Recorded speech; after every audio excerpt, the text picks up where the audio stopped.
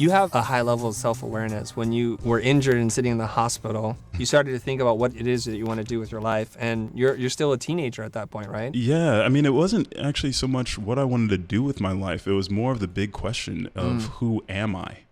Oh, okay. That's an easy question. Yeah. It's like one of those ones. It's like, who am I? Yeah, I got that. Yeah, that's fine. I'm 16. Of course I know who I am. So yeah, so when you're in a situation, at that point in time, I've had thousands of people, and my high school was really large. I mean, I played in a large division and had thousands of people screaming my name at an early age.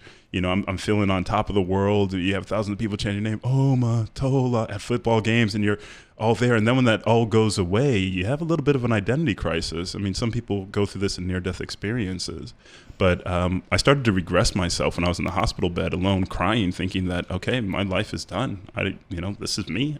I'm done. It was a painful experience, but when I was there on the bed, I started regressing. I was like, who am I without football?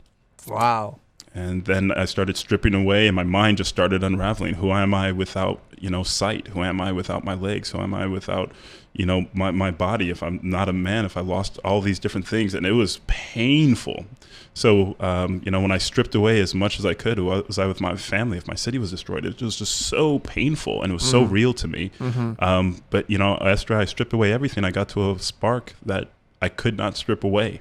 Okay, before we get to the arc and the turning point, the inflection point for you, I want to spend a little bit of time here because here you are, 16 years old.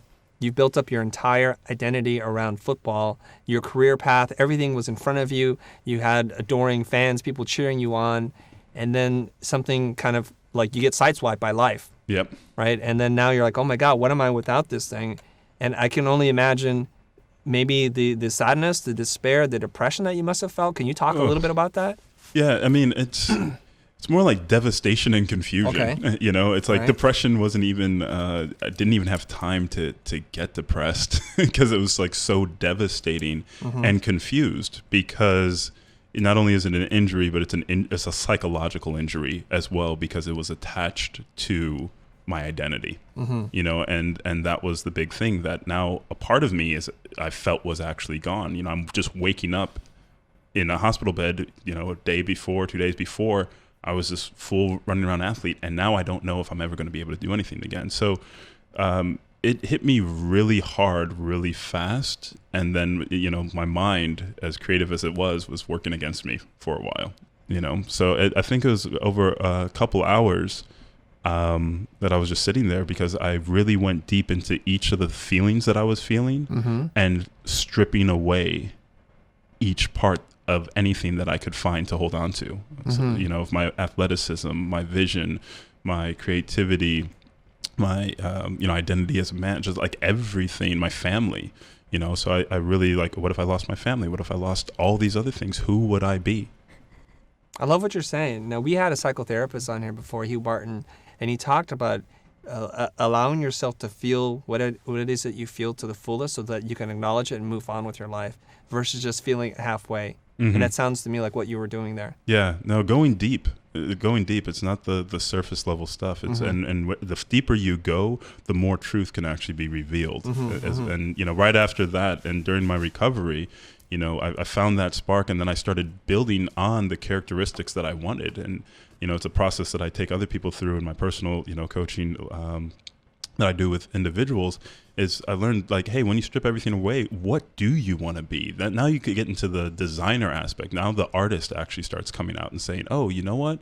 I like kindness. Kindness is a personality characteristic I like, I like strength. I like endurance. These are the things that I like, and because I learned to read through comic books, I was like, oh, you know what? I like being in service and helping other people and being strong enough to do these different things. So I was able to build my identity based on life experiences of things that actually felt good versus, oh, I'm a guy from Chicago and I'm supposed to be this way. I'm an athlete. I'm supposed to be this way. I got to see from the inside what felt good and what I wanted to wear every day when I woke up. Wow. So let me ask you this question. Just looking back now, you're not in high school obviously anymore. You're like a grown-ass man. Looking back on your life, how do you feel upon that injury, that kind of stupid moment wearing the wrong shoe? Was it the best thing that happened to you, or do you still think about man, I could have been this pro athlete? Yeah, you know what? I look very specifically at my life, and I'm like, you know what? The story is still unfolding. Mm-hmm. So everything that I look at is pretty much another step, and I don't really have clarity of perspective at the moment. But when I look back, I think it was definitely one of the greatest things that happened to me, because right after that, I was on a hospital bed the rest of the summer, and I started reading. And the two books, and I only read really comic books until that point in time, but the two big books that I picked up after that was The Power of the Subconscious Mind and The 1 Hour Orgasm. So like I just started like studying, and self-development after that just like kicked me into high gear of all this internal work. And so from then on I was just steady into learning about self and the mind. Mm-hmm. A lot of people speak about that, having that near-death experience and then making you appreciate your life and making you re-examine everything, recontextualize your entire existence. And for you, getting that injury, the ACL injury, was your near-death experience, right? It caused you to kind of re-examine everything. Yeah, definitely. And one of the things is, I think that's great for all the people that go through it. Mm-hmm. One of the things that I've been working on is a whole system I call the Phoenix Protocols to help you rebirth yourself, because you can actually take yourself through that process without having that injury, without having that near-death experience. If you can let go and take a moment and actually go through a process, and beautifully enough, I've gone through it through the hard way, and a lot of us have, but to be able to guide people so they can take any moment and wherever you are in life, you can make a choice and say, you know what, I'm going to start living from a deeper place. I'm going to do some more self-discovery, and I'm going to operate from there, and just do it.